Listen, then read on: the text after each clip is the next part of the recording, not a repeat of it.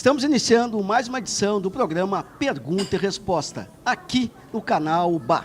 Hoje vamos entrevistar André Luiz Souza de Moura. Ele que é especialista em Direito de Trânsito, professor e diretor do Departamento de Direito de Trânsito do Instituto dos Advogados do Rio Grande do Sul, o IARGS. Professor André, muito obrigado pela sua participação aqui no programa Pergunta e Resposta. Boa noite, Kleber. Boa noite a todos os telespectadores e agradeço o convite e é um prazer estar revendo o amigo aqui. Ok. Bom, vamos diretamente ao que interessa aos nossos telespectadores, que é a questão do trânsito. Vamos lá. Um problema que todos passam, principalmente com a legislação hoje, que está muito pesada. Correto. A nossa lei de trânsito, professor, ela é realmente boa? Ela é boa, sim. Aliás, ela está entre as 10 leis mais completas e rigorosas de trânsito do mundo, né?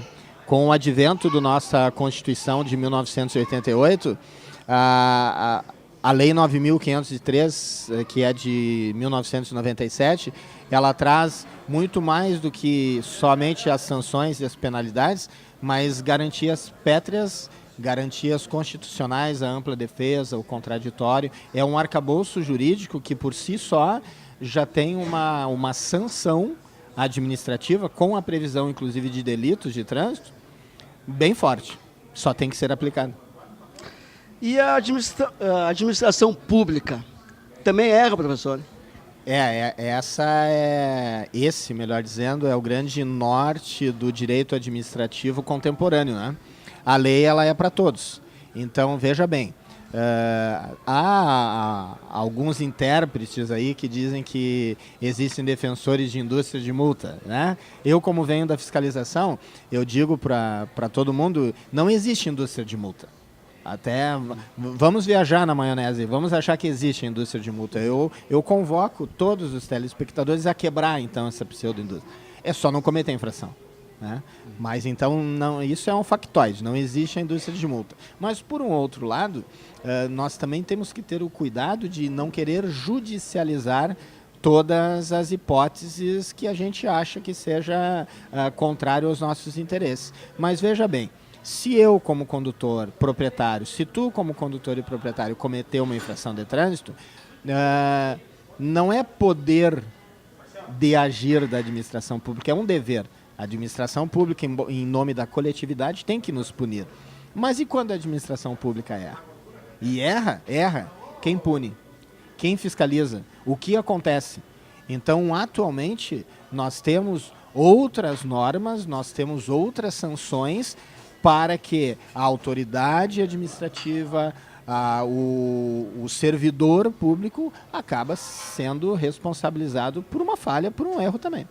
E por que mesmo com a legislação pesada, multas pesadas, ainda as pessoas cometem muitas infrações de trânsito?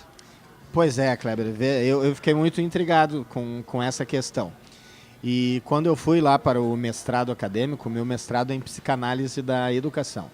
E eu resolvi abordar exatamente esse tema. Veja bem, se nós temos uma lei que está entre as 10 leis mais completa e rigorosa de trânsito do mundo, se o nosso índice de mortalidade no Rio Grande do Sul, no Brasil, ele é altíssimo, por que a gente transgride, né? Então, até a monografia teve o tema de a banalização dos delitos de trânsito. E isso é contumaz. Eu cito um exemplo bem corriqueiro. O motorista de Porto Alegre. O motorista de Porto Alegre, nós estamos nos aproximando agora de um final de ano. Então todo mundo vai veranear, vai para a praia, ou até mesmo agora, recentemente, no inverno, todo mundo foi para a Serra, foi para Canela, foi para Gramado. Aqui em Porto Alegre ninguém respeita as regras. Aqui é cada um por si, seja lá o que for. Por que quando a gente assume um outro comportamento, eu estou descansando, eu vou para a praia, por que lá a gente respeita, né? E eu cheguei à conclusão, então, o estudo chegou à conclusão que, em primeiro lugar, o nosso motorista não conhece legislação de trânsito.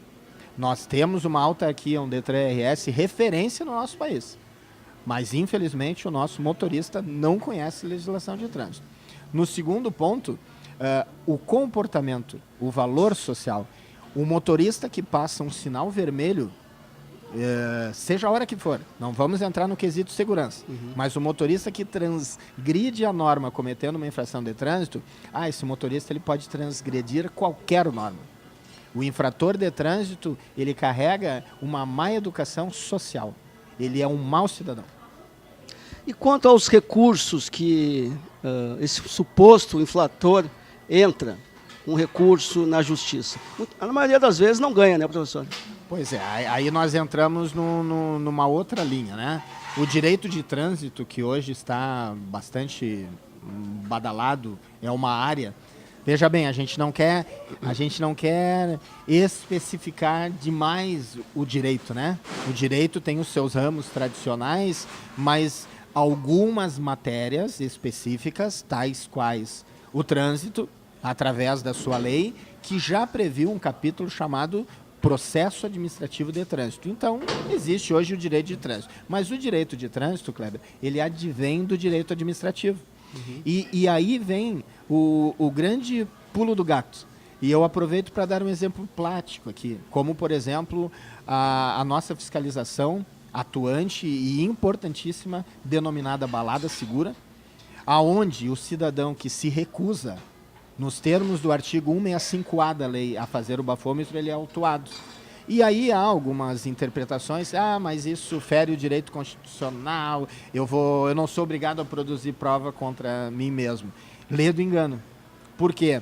Porque é uma norma de direito administrativo. Nenhum cidadão é obrigado a produzir prova contra si mesmo no direito penal. Por que isso? Porque o direito penal, ele garante, ele tutela o direito individual, consagrado lá no artigo 5º da nossa Constituição Federal. E o direito administrativo, o direito de trânsito, não. O direito administrativo, como há pouco eu referi, a questão do direito de trânsito, a administração pública não deve agir. Ela tem que agir. Em nome, não do direito individual, mas sim do direito da coletividade. Então, se o cidadão ele quer beber, ele não é proibido de beber, ele pode beber, o que ele não pode é dirigir. Ele não pode dirigir. E ao passo que já está consagrado na norma, foi ser recepcionado no Código de Trânsito o artigo 65A, que caracteriza a recusa, nada de inconstitucional existe. O problema dessas autuações, referente até uma pergunta anterior que tu me fizeste, o problema dessas autuações não está na norma, e sim nos atos administrativos que os agentes deveriam fazer e não fazem. Falando em balada segura, existem alguns aplicativos que informam as pessoas em algumas localidades que se tem balada segura. Isso não é um delito? Veja bem, muito pertinente a tua reflexão, e o que nós precisamos ter consciência é de quem é o agente de fiscalização de trânsito e quem são os nossos órgãos de polícia. O agente de fiscalização de trânsito, que só tem a característica da polícia, os atributos, melhor dizendo, da polícia administrativa, na autuação dele, ele não é um órgão de polícia.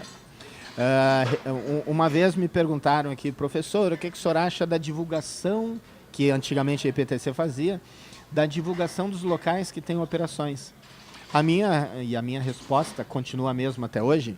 Eu não acho que isso deveria existir. Isso tem que existir. Porque um dos princípios da administração pública é a publicidade.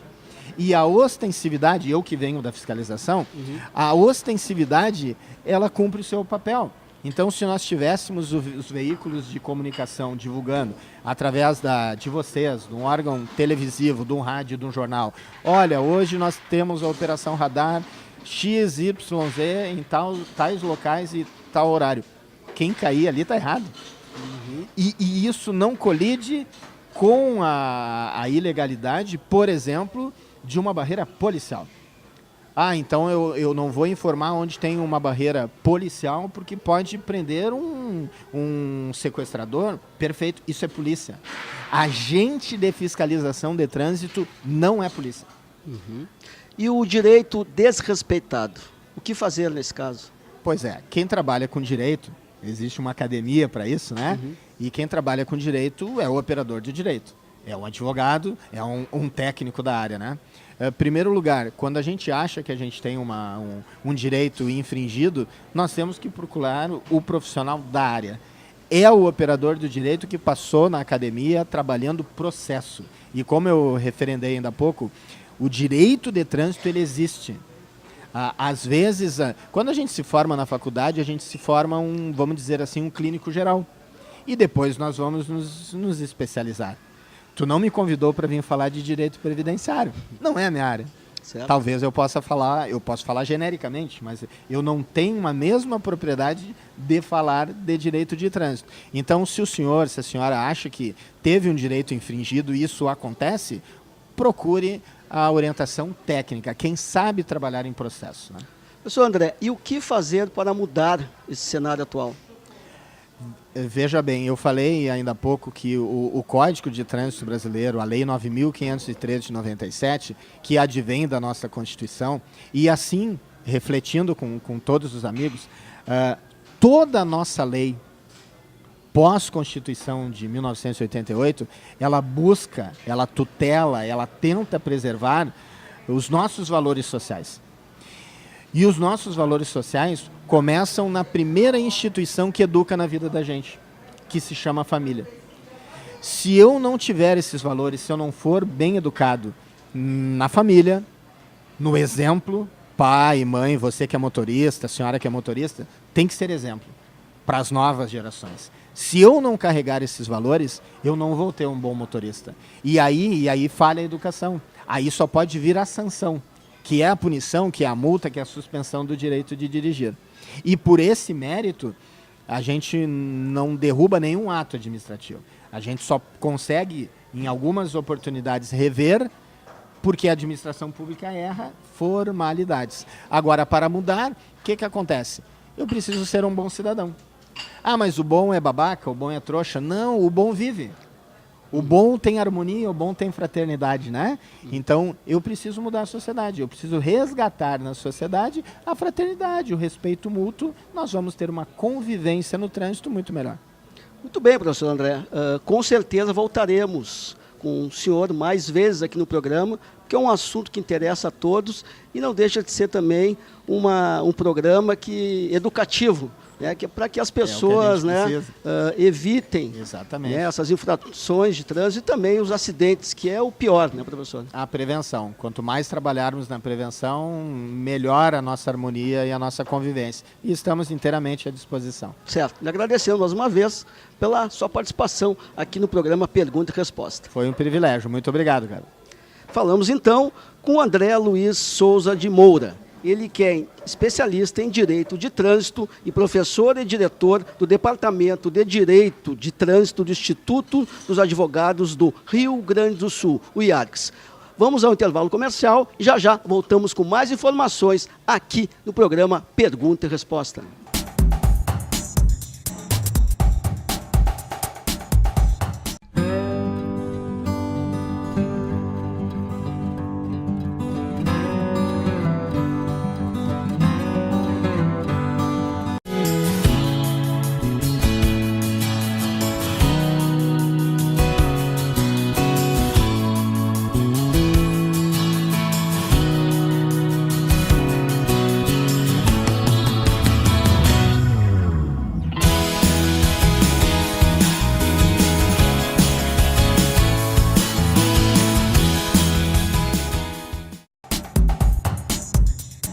Voltamos com o programa Pergunta e Resposta aqui no canal BA.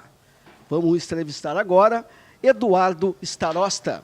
Ele que é consultor de economia da Federação das Câmaras de Dirigentes Lojistas do Rio Grande do Sul, FCDL-RS. Muito obrigado pela sua participação aqui no programa, Eduardo. Em nome da FCDL, nós agradecemos e o nosso presidente, o Vitor Augusto Koch, lhe mandou um grande abraço e quero estar contigo numa próxima oportunidade também. Ficou com ciúmes que eu vim aqui sozinho. Com certeza, um grande amigo nosso. Também mandamos aqui o parabéns ao presidente Vitor, que é um grande parceiro nosso e com certeza não faltará oportunidade para estar aqui conosco. Certamente. Eduardo, o FCDL vai organizar, já está organizando um congresso. Na verdade, está organizando a melhor convenção lojista da história da FCDL. Vai ser agora, no próximo dia 3 de outubro, em parceria com a CDL Novo Hamburgo, lá na FENAC. O que consiste esse evento? Quem participa? Qual é o público-alvo?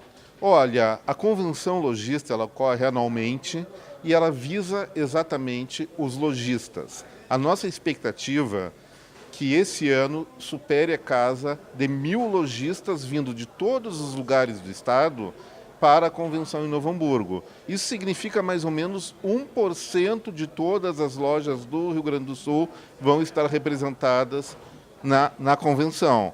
E o nosso tema, cada ano tem tema, nesse ano o tema selecionado e toda a metodologia de debates é feita em cima do tema selecionado, é realmente oportunidades de crescimento, que é fundamental, com tantas mudanças que estão ocorrendo no cenário nacional, mundial e também estadual, e os varejistas têm que se posicionar da melhor forma, da forma mais coerente, da forma mais promissora, dentro de todo esse contexto que nós enfrentamos atualmente. E vamos continuar enfrentando porque o mundo não para de mudar. Certo. Segundo os especialistas, se a economia não vai bem, a política também não.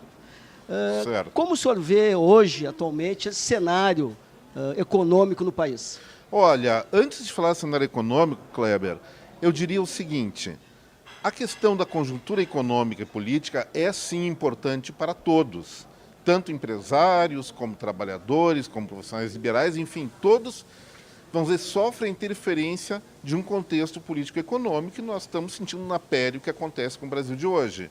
Mas nós temos que lembrar uma coisa: mesmo na pior das crises, tem gente que está crescendo, tem gente que está trabalhando certo e crescendo.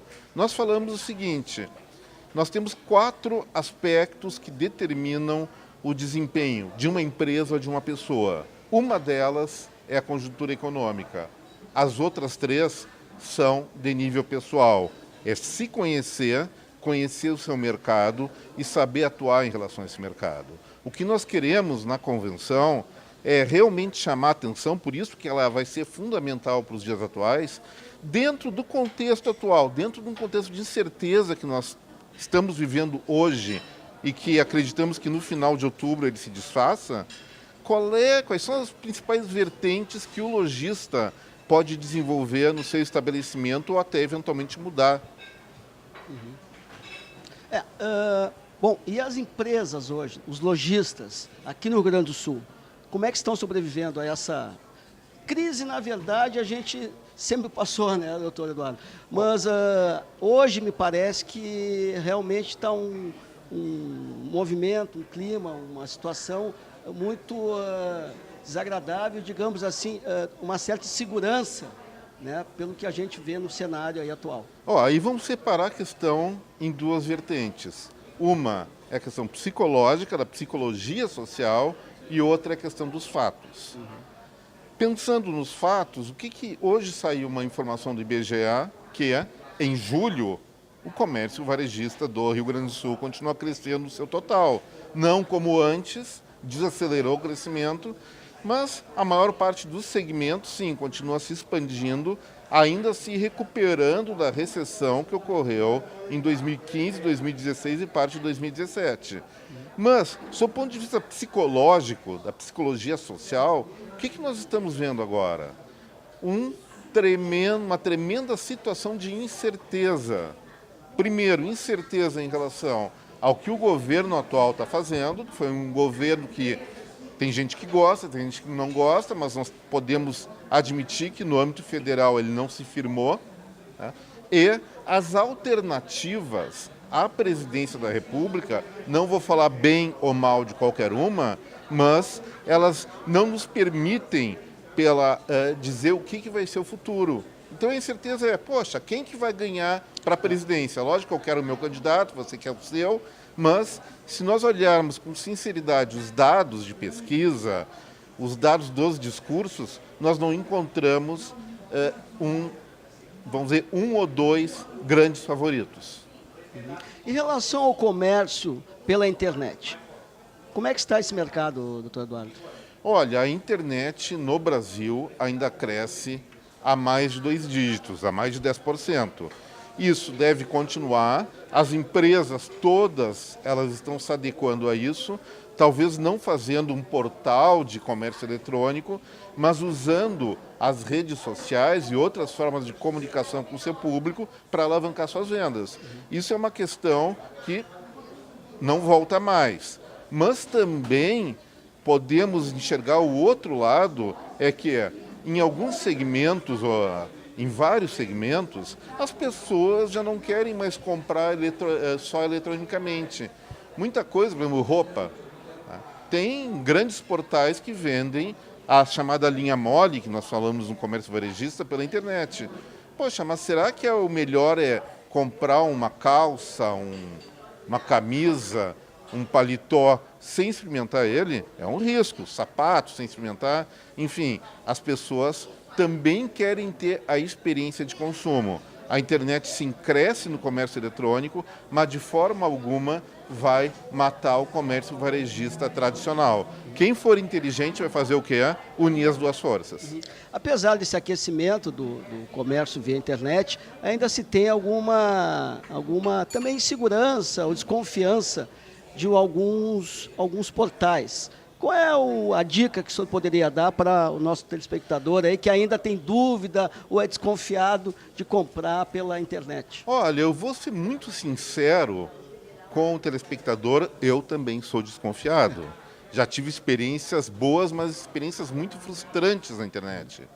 Aí eu lhe digo o seguinte, telespectador, senhoras e senhores telespectadores, você quer comprar um produto que você deseja e que vai pesar no seu orçamento, pesquisa sim na internet, mas vai na loja testar o produto, tocar o produto e preferencialmente comprar na loja da sua cidade, por alguns motivos. O primeiro é que você pode experimentar essa mercadoria e ter a garantia de balcão. Poxa, todo mundo já viu que tem vários portais, até consolidados na internet, que vem um produto estragado, já aconteceu comigo. É realmente um sacrifício, é uma via crucis, conseguir resgatar o produto funcionando ou o dinheiro. E uma coisa importante, gente, quando você compra no comércio do seu município, do seu bairro, o dinheiro que você tira do bolso, ele vai ficar ali pertinho. E se ele fica ali pertinho, ele volta mais rapidamente para você. Isso é fundamental para a questão do desenvolvimento local que nós falamos. Ainda voltando ao FCDL, o que poderia falar um pouco mais sobre essa federação que tanto cresce, já cresceu e cresce ainda, principalmente aqui no Rio Grande do Sul? Olha, eu presto serviço, eu acompanho o presidente Vitor Koch desde 2012. E ele é um sujeito que é a cara da FCDL, uma entidade internamente pequena no seu funcionamento, mas muito eficaz e inquieta. Está sempre buscando coisas novas, sempre buscando provocar o varejo, não só através da convenção, como novos produtos que atendem o comércio varejista. Ao contrário de outras entidades empresariais, nós somos autossustentáveis, nós não temos um imposto sindical, que agora caiu, né? Então nós temos que gerar o recurso para atender melhor o lojista. E nesse sentido, o que nós geramos nos últimos anos? Geramos o maior curso via web de qualificação do comércio da América Latina, que é o Que Comércio. Estamos começando uma nova iniciativa com um grande plano de saúde chamado Que Vida. Enfim, vem ainda muitas novidades por aí. Tanto o comerciante como o resto da sociedade pode contar com a FCDL, que nós sempre vamos estar provocando novidades na sociedade gaúcha. Doutor Eduardo, no minuto final do programa, gostaríamos que o senhor falasse, convidasse novamente o público, o telespectador, para esse grande evento que vai ocorrer na FENAC, em Novo Hamburgo, no dia 3 de outubro. Olha, gente, nós estamos trazendo para Novo Hamburgo, dia 3 de outubro, as pessoas mais qualificadas sobre o nosso tema central, que é oportunidades de crescimento. Alguns nomes, seguramente, as pessoas vão conhecer. Nós estamos falando do Luciano Potter, nós estamos falando do Daniel Miller, que recém voltou dos Estados Unidos com uma reciclagem ou um aperfeiçoamento de uma palestra que se chama Você Cada Vez Melhor. ou seja, é aperfeiçoamento pessoal, coisa que quem for lá na FENAC no dia 3 vai sair na frente de todos os outros. E ainda mais, pela primeira vez, nós vamos estar promovendo uma feira de negócios junto com a convenção. Vão lá grandes fornecedores que vão estar à disposição dos lojistas para fechar os melhores negócios. Ok, agradecemos mais uma vez a sua participação. Nós que agradecemos, muito obrigado e espero voltar aqui no canal Bar mais algumas vezes e especialmente acompanhando o nosso presidente, o Vitor Augusto Koch, que, repito, ficou com ciúmes que era hoje eu que vim aqui. Então, para não ter briga, os dois estão convidados para participar do nosso próximo programa. Ok, combinado. Muito obrigado. Falamos então com Eduardo Starosta, ele que é consultor de economia da Federação das Câmaras de Dirigentes Lojistas do Rio Grande do Sul, o FCDL-RS. Neste ponto, encerramos mais uma edição do programa Pergunta e Resposta, gravado aqui no Barranquinho,